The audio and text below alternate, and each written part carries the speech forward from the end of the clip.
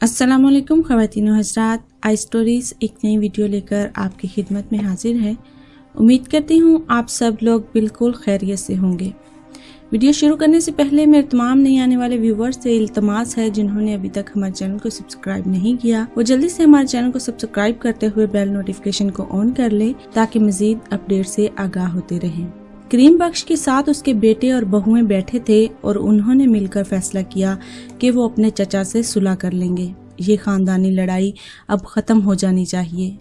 कुछ अरसा पहले निसार और करीम बख्श के खानदानों में झगड़ा हो गया था और इस वजह से उनका मेल जोल खत्म हो गया था। मगर अब निसार बीमार हो गया था और बिस्तर पर पड़ा था, तो उसके दिल में अपने भाई की मोहब्बत जोश मार रही थी। वो अपनी जिंदगी के इन आखिरी सांसों में सुलह करना चाहता था। उसके लिए उसने अपने एक दोस्त को करीम के घर सुलह का पैगाम देकर भेजा था। करीम बख्श अपने खानदान को लेकर निसार के घर पहुंच गया और यूं एक बार फिर ये खानदान मिल गया।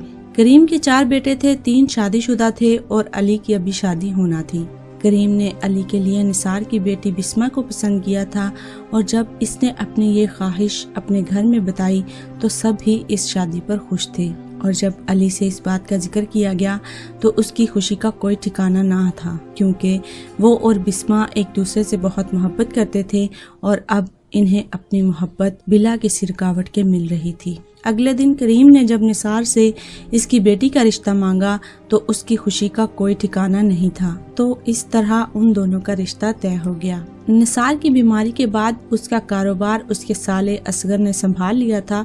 असगर को जब दोनों भाइयों के सुलह की खबर हुई तो वो बहुत परेशान हो गया। उसकी वजह ये थी कि वो निसार के कारोबार में हेरा फेरी करता था और अब उसको ये फिक्र हो गई कि अब कारोबार करीम भी देखेगा तो कहीं उसका भेद ना खुल जाए, इसलिए उसने एक स्कीम लड़ाई। एक दिन असगर अपने एक दोस्त की दुकान पर बैठा था कि उसकी नजर दुकान के सामने वाले घर पर पड़ी। वहाँ उसे अली अपने कुछ दोस्तों के साथ खड़ा नजर आया।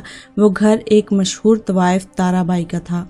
असगर ने अपने दोस्त से जब इस घर के बारे में पूछा तो उसे पता चला कि ताराबाई ने वो घर बेच दिया है और अली के बारे में उसने बताया कि ये तो अक्सर यहाँ आता रहता है। असगर के शातिर दिमाग ने फौरन एक मंसूबा बना लिया और उसने अपने इस गंदे मंसूबे में अपने इस दोस्त को भी शामिल कर लिया। घर जाकर जब असगर ने अपने बहन बहनोई को अली के बारे में बताया तो वो सब बहुत हैरान हुए।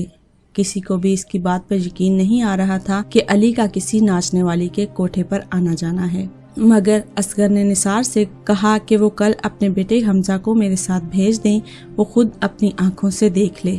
हमजा ने अपनी आंखों से देखा कि अली अपने चंद दोस्तों के साथ ताराबाई के घर आया है और वो नशे में है। हकीकत जानकर सब बहुत दुख हुआ।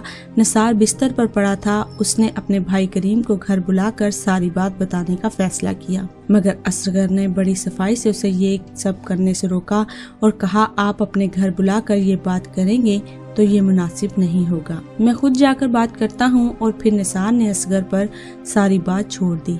असगर ने करीम के घर जाकर करीम से कहा कि बिस्मा कॉलेज में किसी लड़के को पसंद करती है और वो उससे शादी के लिए राजी नहीं है। निसार भाई की हिम्मत नहीं हो रही थी आपसे बात करने की, इसलिए उन्होंने आपसे बात करने के लिए मुझे भेजा। करीम बख्श का गुस्सा तो पूरे खानदान में मशहूर था। वो ये बात सुनकर आग बगोला हो गया। कहने लगा, निसार ने बेटी की गर्दन क्यों नहीं काटती?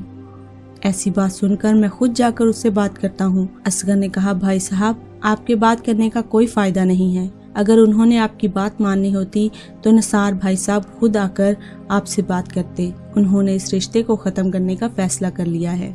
करीम बख्श ने कहा, तो ठीक है, हमारी तरफ से भी ये रिश्ता खत्म समझो।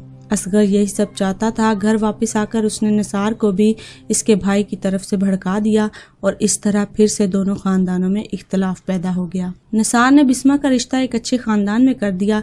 जब करीम को बिस्मा की शादी का पता चला तो उन्होंने भी अली के लिए लड़की ढूंढना शुरू कर दी और फिर जल्द ही उसकी भी शादी कर दी। दोनों अपने घरों में अपने माजी को भुलाकर खुश थे। अली के 3 बच्चे थे और उसकी बीवी रूही एक पढ़ी लिखी और सलीका शौहर थी। बिस्मा का शौहर हमायूं भी एक अच्छी फैमिली से ताल्लुक रखता था और एक अच्छी पोस्ट पर था। अली एक दिन अपनी फेसबुक पर पोस्ट देख रहा था कि उसकी नज़र बिस्मा की आईडी पर पड़ी। उसने बिस्मा की फेसबुक ऑन की तो उसके शौहर और बच्चों की तस्वीर थी, जिसको देखकर लग रहा था वो अपनी जिंदगी में बहुत खुश है। ना चाहते हुए भी अली ने बिस्मा को फ्रेंड रिक्वेस्ट सेंड कर दी और अब وہ یہ سوچ رہا تھا کہ اس نے کہیں غلط تو نہیں کیا، اگر بسما نے ریجیکٹ کر دی تو کیا ہوگا۔ ادھر بسما نے جب اپنی فیس بک پر علی کی ریکویسٹ دیکھی تو وہ بھی چونک گئی۔ اس نے علی کی فیملی تصویریں دیکھی اور پہلے سے بھی زیادہ خوبصورت اور سمارٹ لگ رہا تھا۔ بسما نے دیکھا تو وہ سوچنے لگی کہ اس کوٹھے والی عورت کا کیا بنا ہوگا، کیا وہ اب بھی اس کے پاس جاتا ہوگا یا شادی کے بعد اس نے توبہ کر لی۔ بسما نے فرینڈ ریکویسٹ ایکسیپٹ کر لی تھی۔ علی نے اس کو میسج کیا، کیسی ہو؟ اس نے کہا میں ٹھیک ہوں۔ علی نے کہا تمہارا فیصلہ ٹھیک ہی تھا جو تم اتنی خوش لگ رہی ہو۔ بسما حیران ہوئی اور کہنے لگی کون سا فیصلہ؟ علی نے بتایا اپنی شادی کے متعلق جو تم نے کیا تھا۔ بسما نے کہا میں نے فیصلہ کیا تھا یا تم نے تارا بائی کے کوٹھے پہ جانا شروع کر دیا تھا؟ علی بسما کی بات سن کر بہت حیران ہوا اور انہوں نے کہا تمہارے ماموں اصغر نے بتایا کہ تم کسی لڑکی کو پسند کرتی ہو اور اس سے شادی کرنا چاہتی ہو۔ بسما یہ سن کر بہت حیران ہوئی اور کہنے لگی ماموں اصغر نے کہا تھا تم کسی تارا بائی کے کوٹھے پر جاتے ہو۔ علی نے بتایا وہ گھر میرے دوست کے والد نے خریدا تھا، میں اس کے گھر جاتا تھا۔ علی سمجھ گیا کہ اس کے ماموں نے دونوں خاندانوں میں غلط فہمیاں ڈالی ہیں۔ علی نے بسما سے کہا میں تم سے ملنا چاہتا ہوں۔ بسما نے کہا کل صبح 11 بجے امتیاز پلازا آ جانا۔ اگلی صبح وہ دونوں ایک دوسرے کے سامنے تھے، 11 سال بعد مل رہے تھے اور سوئی ہوئی محبت ایک دفعہ پھر جاگ اٹھی تھی۔ اور اس نے بسما کو ساری حقیقت بتائی کہ اس کا دوست مظہر، اس کا ابو یہ گھر خرید چکا تھا، اس لیے میں ان کے گھر بہت آتا جاتا تھا تو وہیں پہ انہوں نے مجھے دیکھا ہوگا۔ اب دونوں کے دل میں پھر سے پرانی محبت جاگ اٹھی تھی۔ علی نے بسما سے کہا وہ اس کے لیے سب کچھ چھوڑ دے گا، مگر بسما نے کہا وہ سوچ کر جواب دے گی۔ بسما کا شوہر ہمایوں کتابیں پڑھنے کا شوقین تھا، وہ آفس سے گھر آنے کے بعد کتابیں پڑھتا رہتا تھا۔